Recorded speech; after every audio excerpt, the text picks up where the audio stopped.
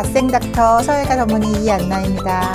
또 괜히 또 겉멋이 들어서 하는 수술이라고 생각하기 쉬운데, 우리가 병원에서 환자를 대하다 보면은 정말로 어마어마하게 많은 사람들이 너무 작거나 너무 크거나, 그리고 또 작다는 것도 그냥 작은 정도가 아니라 어떤 뼈대의 모양이나 많은 어떤 변형을 동반해서 이 작아진 모습을 볼 수가 있기 때문에 저것은 정말로 좀 정상화해 주는 것이 필요하다라고 하는 생각이 들게 되세요. 그래서 우리가 성형수술이라는 것은 절대로 예뻐지는 학문이 아니세요. 우리의 인체의 어떤 부위가 정상 범위를 벗어났을 때 정상 범위를 만드는 수술이거든요. 그래서 우리가 저 사람은 참 예뻐, 비율이 잘 맞고 모든 것이 이렇게 일상적이면 많이 본 모습을 우리는 아름답다고 생각하거든요. 가슴의 크기도 너무 작은 것이 그냥 어떤 취향의 문제가 아니라 어떤 저런 모습은 굉장히 드문 모습인데, 이런 생각이 든다면 정상을 벗어나는 거라서 우리가 정상 범위가 되기 위한 수술이라고 생각합니다.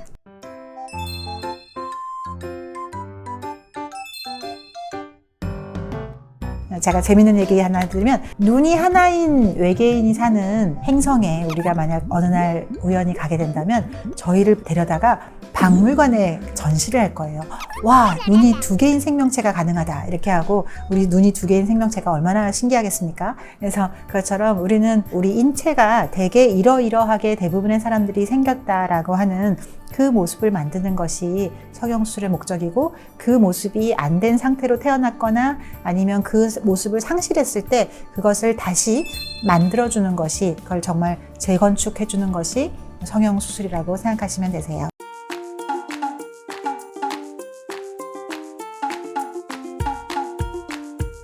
무조건 크면 좋다고 생각하는 사람도 있고, 또 너무 크면 뚱뚱해 보여서 또 요만큼 작게 하는 게 자연스럽지 않을까라고 생각할 수 있는데, 이것 또한 우리가 어떤 체격에 따른 정상 범위가 있으세요. 그래서 그래도 너무 어려워요. 도대체 내 가슴은 어떤 게 정상인 거죠? 라고 한다면, 우리가 보통 55 사이즈 옷을 입을 때, 보통 옷이 전 세계가 좀 유니버설 하잖아요. 55 사이즈 옷을 입을 때 우리가 보통 한 75B를 말해요. 75라는 숫자는 우리 뼈둘레를 말하는 거고요. 그래서 75B 정도가 55 사이즈다라고 생각하시면 되시고, 내가 43 마네킹 사이즈다라고 생각하시면 70의 A가 대개는 더 거기에 걸맞는 모습이고요.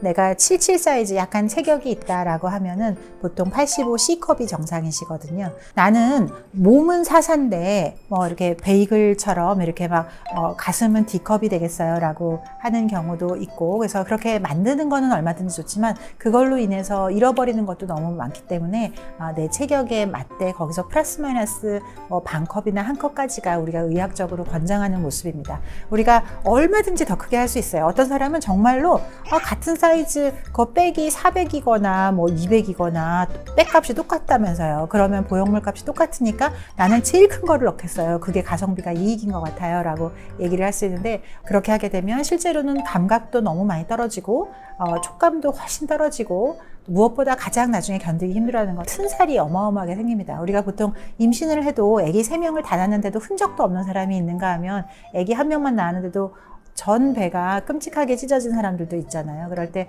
우리가 피부라는 게 늘어나다가 탄성이 있어서 어느 정도까지는 버티지만 그 다음부터는 쫙쫙 찢어지거든요. 그게 미용적으로 굉장히 나중에 크게 후회하고 다시는 돌이킬 수 없는 것 중에 하나라서, 너무 크게 하는 거를 막 무슨 게임하듯이 그렇게 욕심내는 것은 굉장히 나중에 큰 후회를 부를 수 있습니다.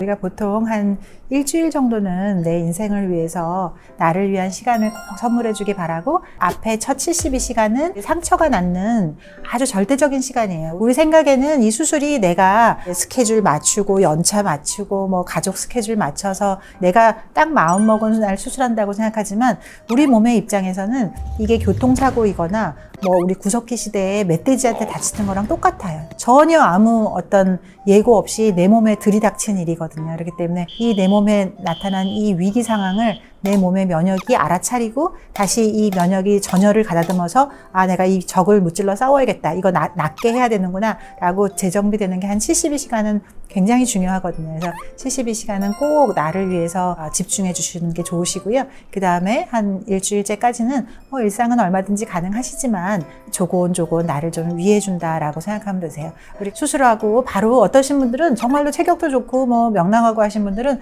정말 수술 끝나고 한 30분 지났는데 하이힐 딱 신고 저 갑니다. 안녕히 계세요, 여러분. 괜찮아요 막 이러는데 뭐 굉장히 건강하시고 좋은 거긴 하지만 꼭 좋은 건 아니세요. 또 반면에 아주 마르신 분들은 이 수술 자체는 전혀 통증 없이 출혈 없이 잘 됐어도 몸에 너무 캐파가 없으니까 그냥 보태껴서 너무 또 공포스럽게 막 꼼짝도 못하고 그러시는데 뭐 그럴 건 없고 내가 좀 몸이 약한 편이다 싶으면 내가 좀 더 잘 쉬어줘야겠구나 하고 내 몸을 위해서는 꼭 한 일주일 정도 나에게 선물을 꼭 해주시면 좋을 것 같으세요.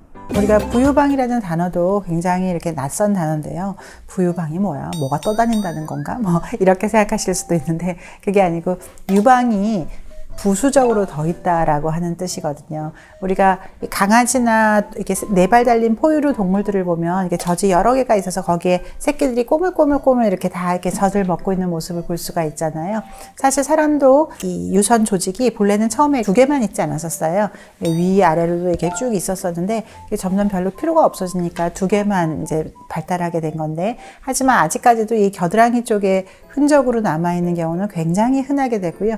그 다음에는 이제 이 배 쪽으로 가서 이렇게 더 있게 됩니다. 네, 이제 겨드랑이 쪽에 있게 되면 보통은 그냥 뭐 이렇게 흔적의 유두만 있다거나 그러면 괜찮은데 그게 정말 정도를 지나쳐서 이렇게 불룩 늘어져 있게 되면 부유방은 제거를 해주는 것이 미용적으로는 훨씬 더 좋겠죠. 뭐 있다고 해서 어떤 건강에 위해를 주는 건 아니니까 그거는 걱정하실 필요 없으시고요. 그래서 이거는 순수하게 미용 목적으로 그거를 없애는 것이다 라고 생각하면 되고 여기에 유선이 너무 많으면 심한 경우는 월경통 할 때 여기도 같이 아프신 분들 많으세요. 그리고 또 나 수유할 때 여기 겨드랑이 아파서 너무 힘들었다 하는 분들도 있으시고 그래서 거기도 이제 지방으로 좀 더 있는 사람 이제 유선으로 좀 더 있는 사람이 있게 되는데 그 유선은 결국 아무리 지방 흡입이나 이런 걸 한다고 해도 없어지지 않기 때문에 우리가 보통 그 주변을 둘러싼 지방 흡입과 그 안에 알맹이처럼 있는 유선을 함께 없애는 그런 수술을 부유방 수술로 하게 됩니다. 그래서 약간 이 오목하게 들어간 형식의 겨드랑이가 돼서 옷을 입었을 때 좀 더 슬림해 보이는 효과가 있고 하지만 절대 또 부유방이 어느 정도는 약간 있는 것이 정상이기 때문에 그걸 너무 이렇게 파듯이 너무 욕심내서 없애도 안 된다라고 하는 거라고 생각하시면 좋겠습니다.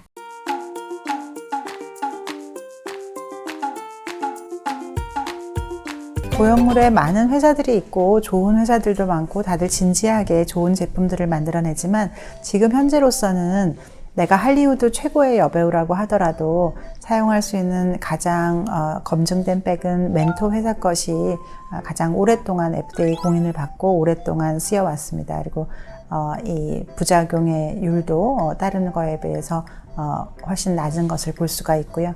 또 전에는 그 안에서도 스무스다, 텍스처다 굉장히 여러 가지 논란이 있었지만 지금은 거의 멘토의 스무스 거를 쓰는 것이 안전성에서 이렇게 신중한 태도라고 보시면 되시고요. 그 스무스가 좋긴 한데 또 이걸 좀 더 이렇게 뭐 팽팽하거나 좀 더 이런 촉감을 좀 더 좋게 할 수 있지 않을까라고 해서 최근에는 또 익스트라라고 해서 같은 스무스 멘토 회사에서 나오는 스무스 회사인데도 어떤 충실감 같은 거를 조금 달리해서 프리미엄 보형물을 나온 것이 있어서 참고로 저는 멘토와 아무런 어떤 사업적인 어떤 스폰서 관계를 갖고 있지 않습니다. 하지만 제가 지난 20년 동안 쭉 수술하면서 다른 회사 제품들도 저희가 학문적인 목적으로 여러 제품들을 써왔지만 실제로 저의 임상 경험으로도 멘토가 좀 더 안정적인 결과를 내는데 훨씬 더 예측 가능했었기 때문에 가슴 보형물은 지난 수십 년 동안 정말로 많은 보형물이 있다가 없어지고 최고의 보형물로 각광받다가 퇴출되고 하는 과정을 쭉 겪었습니다. 텍스처 보형물이 지난 한 10여 년 동안 정말 이건 정말 하늘이 내린 보형물이다. 이 이상의 보형물은 없다라고 생각하고 물방울 보형물도 만들어지고 해서 아주 널리 쓰였었지만 그것이 결국 이중 캡슐이나 아주 희귀하고 약한 암이긴 하지만 어떤 임파암이나 이런 게 생길 수도 있다는 것 때문에 결국 또 FDA에서 퇴출되었고 또 그거 외에 80년대에서부터 20년간 또 보형물 자체를 막았던 것 때문에 그 당시에 뭐 식염수 백이 널리 쓰였었습니다. 근데 식염수 백은 뭐 큰 문제 없이 좋았었지만 그거 외에 뭐 콩기름이다, 뭐 가진 여러 가지 제품들이 오히려 나왔었는데 그러한 많은 시도들이 결국은 굉장히 끔찍한 결과로 이어진 경우가 훨씬 더 많으세요. 그래서 우리가 어떤 회사가 좋다, 어떤 제품이 좋다, 꼭 좋고 나쁘고를 떠나서 우리가 해야 될 것은 의료에서 우리가 다른 것들은 다 신제품이 좋아요. 최신 제품. 우리가 냉장고를 사도 그렇고 컴퓨터를 사도 그렇고 핸드폰을 사도 그렇고 신제품, 그 신제품 중에서도 제일 비싼 사양 이런 것들이 훨씬 더 좋을 확률이 더 크죠. 하지만 이 의료에서만은 이게 인체에 하는 거기 때문에 신약, 새로 나온 약, 새로 나온 기술법, 새로 나온 어떤 소재, 최신을 내가 먼저 하는 것이 사실은 내가 어찌 보면 실험 대상이 될 수도 있는 거예요. 그래서 수술이나 의료를 할 때는 이등 정신도 굉장히 중요합니다. 그래서 이 약을 충분히 많은 사람들이 충분히 오랫동안 썼었는지 하는 거를 잘 검증하고 그쪽을 택하는 것이 오히려 훨씬 안전한 결과를 낼 때가 많습니다.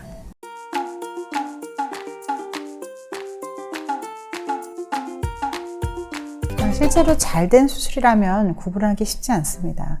제가 수술하고도 제가 못 맞추는 경우가 많아요. 그래서 수술이 잘 된다라고 하는 거는 내 체격에 맞고 어떤 그 구조가 가슴의 정상적인 구조와 잘 맞는다면 얼핏 봐서는 사실 쉽지 않고 우리가 수술한 지 얼마 안 됐어도 모든 것이 이 합당하면 우리가 성형수술한 것 자체가 정상 범위를 만드는 거라고 했잖아요. 성형수술이라고 하는 것에 어떤 절대 의미가 있거든요. 성형수술은 내가 만들고 싶은 어떤 창작물을 만드는 게 아니에요. 우리의 인체가 어떠해야 한다라고 하는 정상 범위라는 뜻이 있거든요.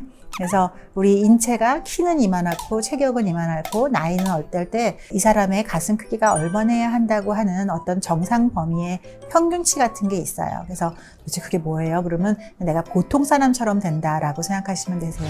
위치나 모양이나 이런 것들이 모든 것이 다 합당하면 우리가 사실 잘 알기 쉽지가 않고 그것이 뭔가 어긋나 있으면 수술하고 30년이 됐어도 금방 알 수가 있죠. 또 어떤 경우는 확대를 예를 든다면 확대는 뭐냐 큰 거를 넣었으면 부자연스럽고 작은 거를 넣으면 자연스러울까 생각하는데 전혀 그렇지 않고요. 작은 거를 넣어서 더 우스꽝스럽고 눈에 딱 띄는 것도 있고 큰 거를 넣어도 분할을 잘 해서 올바른 위치에 제대로 있다면 그리고 또 구형구축도 생기지 않았다면 사실 잘 알 수 없습니다. 그래서 우리가 잘된 수술, 잘 구조에서 어긋나 있는 수술 그런 차이라고 보시면 되세요.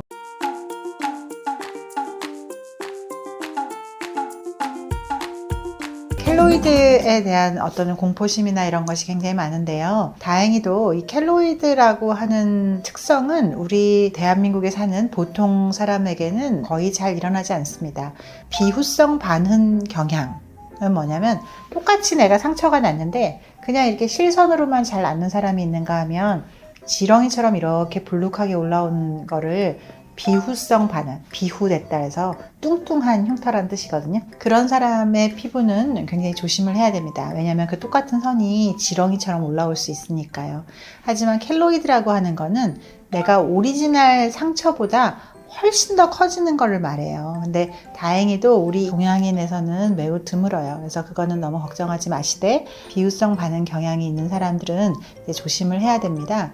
근데 그럴 때는 우리가 이제 피부의 장력이나 탄성이 굉장히 틀리기 때문에 우리가 절제를 할 때 디자인도 자체도 틀려져야 되고 또 꼬매는 방법도 틀려져야 되고 수술 후에 관리하는 방법도 틀려요. 그래서 새살을 잘 만드는 사람들은 거기에 맞는 그런 준비를 해야 됩니다. 또 난 그럼 너무 불행해. 나는 왜 비후성 반응 흉터가 잘 생긴다는 거야. 이상해 라고 생각할 수 있는데 오히려 그거는 그렇게 억울해할 게 없으세요. 새살을 많이 만든다고 하는 거는 우리 인류의 유전자에서는 너무너무 좋은 우성 유전자예요.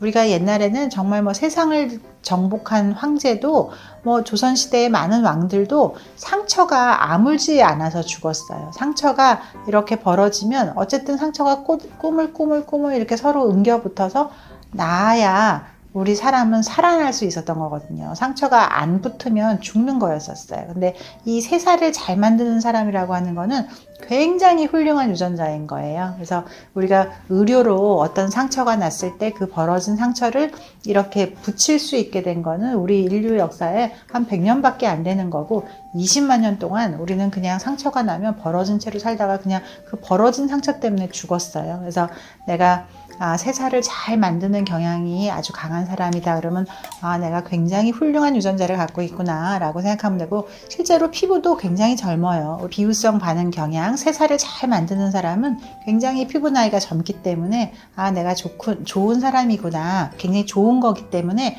훨씬 더 남들보다 주의를 요한다. 우리가 귀한 물건은 더 주의를 요하잖아요. 귀하지 않은 물건은 아무렇게나 대해도 되지만, 그래서 내가 흉터가 잘 생기는 사람이다 그러면 내 살은 아주 특별하게 귀한 살이구나 라고 생각해서 그거를 잘 눈여겨보면서 관찰하고 그거를 잘 관리하시면 또 좋은 결과를 낼 수가 있습니다.